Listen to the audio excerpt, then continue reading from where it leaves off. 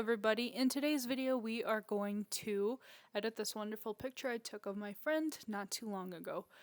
Before we jump into Photoshop, I'm going to make just a few adjustments in Lightroom before going right over there. What I'm looking to do is to make some adjustments to the highlights, the flowers, and overall brighten the entire color of the image against the subject. I want the subject to stand out from the rest of the photo. So I'm going to go ahead and click on the adjustments that I made. Alright, and as you can see, I lower the highlights, I brighten up the whites to make the flowers look a little bit brighter, and I always do this in my photos, brighten up the vibrance and adjust some of the colors, the pinks, the greens, and the blue just to make the shirt stand out. Alright, next we're going to jump right into Photoshop. I already have the image pulled up here. What I usually do is I duplicate the background just so I have something to compare the image to at all times. What I start out with is always the main cleanup on the skin.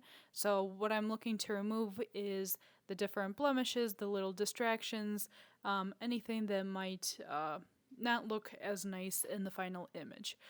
Usually I use simple tools for this, such as the spot healing brush, because it does a pretty good job of removing those smaller imperfections before we get into more serious edits using frequency separations and other tools.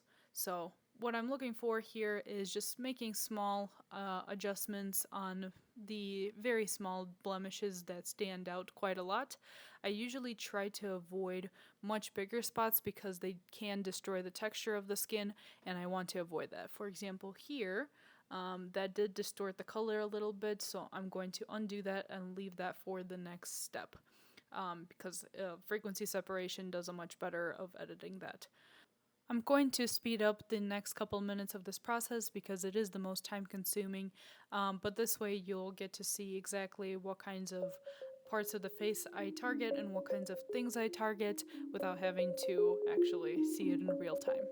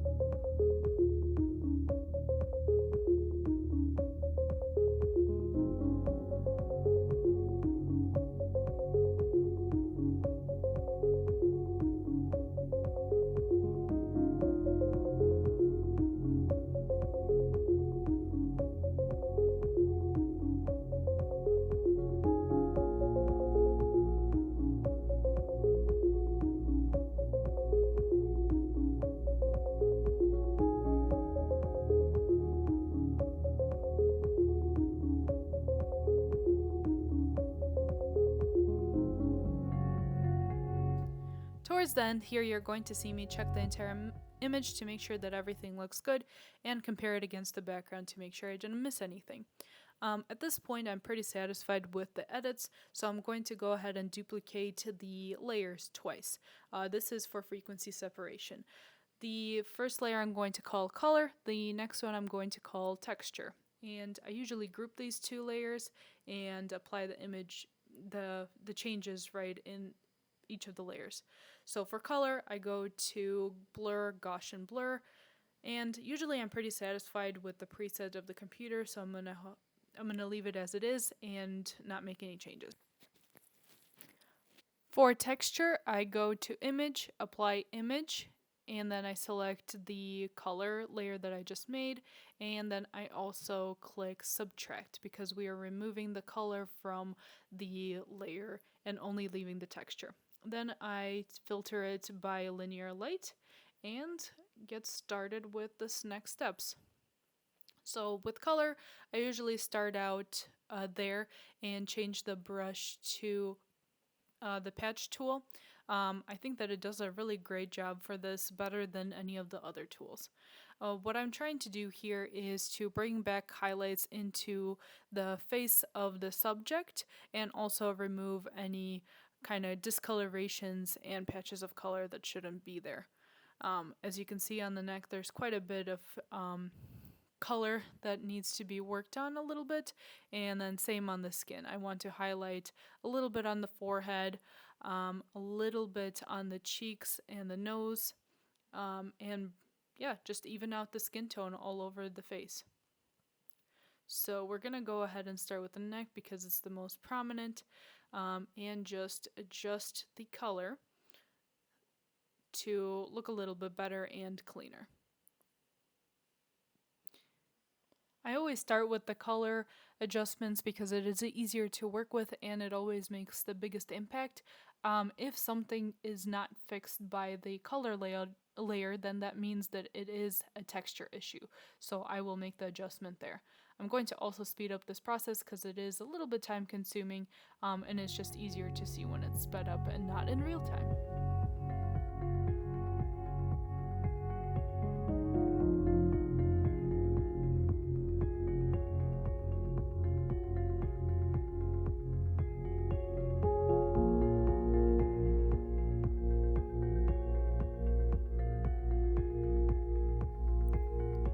At this point, I'm pretty satisfied with the edits, so I'm going to go ahead and move on to the next steps, which is dodge and burn. So for that, I create new layers under curves. For the burn part of the dodge and burn, I lower the shadows just a little bit and always name the layer just so I don't forget which one is which. And then for highlights, I go pretty far with those because whenever you're working with images of women, the highlights look really nice on them. So it's okay to go a little bit more intense with this. I also invert both layers so that way I can paint on top of it. So I'm going to select the brush tool and go ahead and start the edits here. So I always start with the face and always highlight the higher parts of the face. Usually I start with a pretty low flow of 1 to 2% just so the changes are very gradual. When you go a little bit too fast with it, it does not look natural.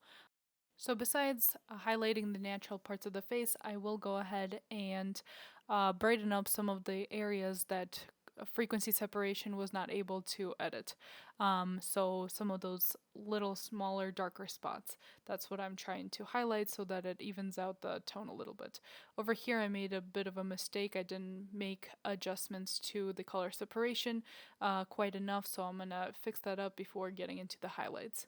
Now the highlights, it's really easy to go too harsh with them quickly, so I always compare from far away and to make sure that none of the lines look too harsh.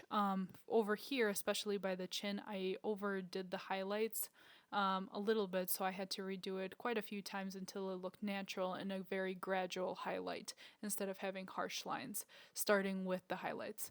So I will always highlight the face and then I will work on the neck, frequently adjusting and deleting some of the parts that I do not like.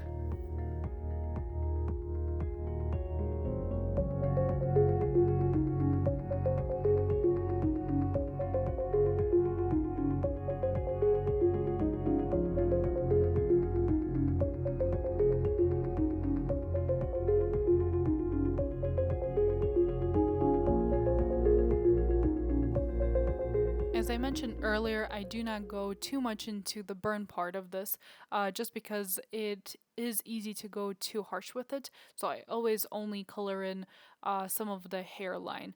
The eyebrows, maybe a little bit of eyelashes, but not too much of anything else because it does get quite harsh too quickly.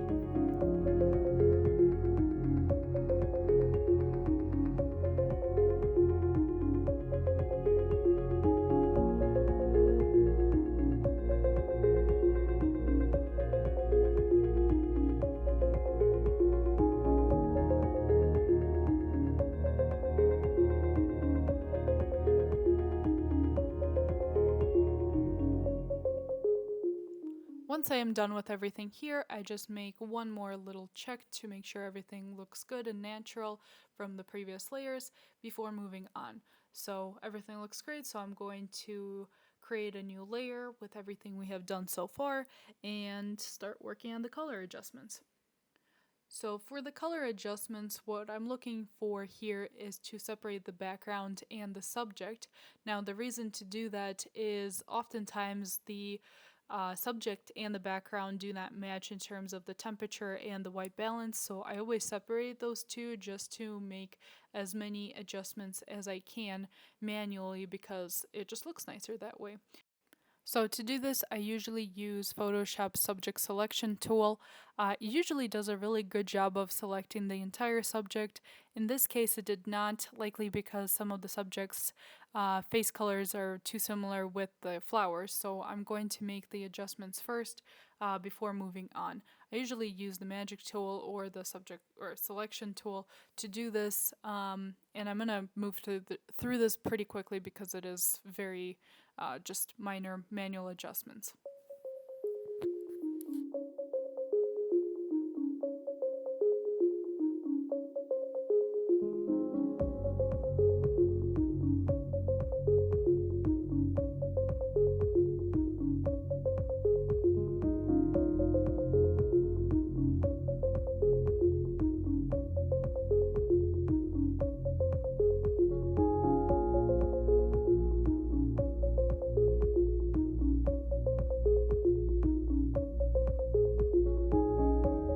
So once the entire subject is fully selected, I am going to make the camera raw adjustments. Why I always separate here the subject from the background is because there are those temperature changes that need to be made, and I don't want it to affect the background. I always start out with adjusting the highlights just because if you jump straight into exposure, you could lose some of the details. So I always make the adjustments there. Bring the skin tone up a little bit warmer, adjust the exposure a little bit, and then make the adjustments in the vibrance because I really want those colors to pop. Once I am happy with everything, I am going to go ahead and invert the selection and do the same to the background. So for this background, I know I want the temperature a lot pinker because I do want those flowers to pop. So I'm going to make it a little bit darker, try to match the exposure, bring down the highlights so so the flowers do not compete with the sky, and again make some of the colors pop by bringing up the vibrance. Once I am happy with everything, I am going to do the color selection. This is going to help me adjust some of those flower colors a little bit more. I'm going to jump straight into the neutrals and make the adjustments there because that's going to affect the entire color of the picture.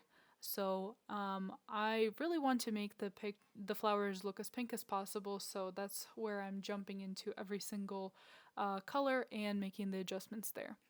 Next, what I want to do is I want the shirt to look a little bit less green. So I'm going to deselect the subject and only select the entire shirt.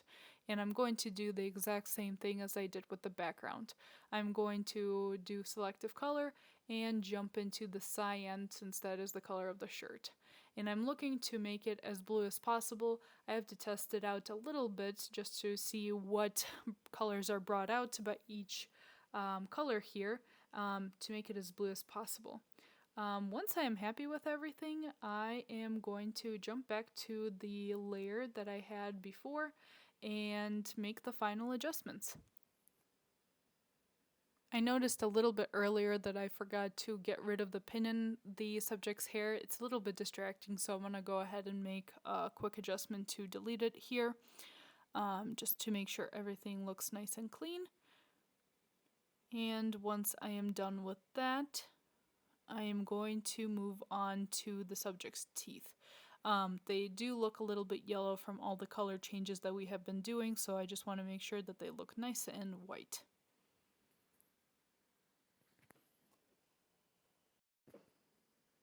So after I have selected the teeth, I am going to go to Camera Raw Filter and go down to the color mixer and turn down any colors that I see.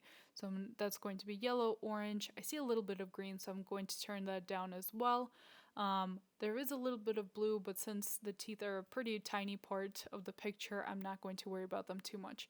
I'm also bringing up the whites and removing the vibrance. Overall, everything is looking pretty nice. I do see that there are just a few more minor adjustments that need to be made, so I'm going to go ahead, zoom in, make adjustments on the lips because they don't have as much color in certain areas, so I'm going to just adjust that with a paintbrush. Again, the flow always has to be very small just so we don't make too many drastic changes and the image just looks unnatural.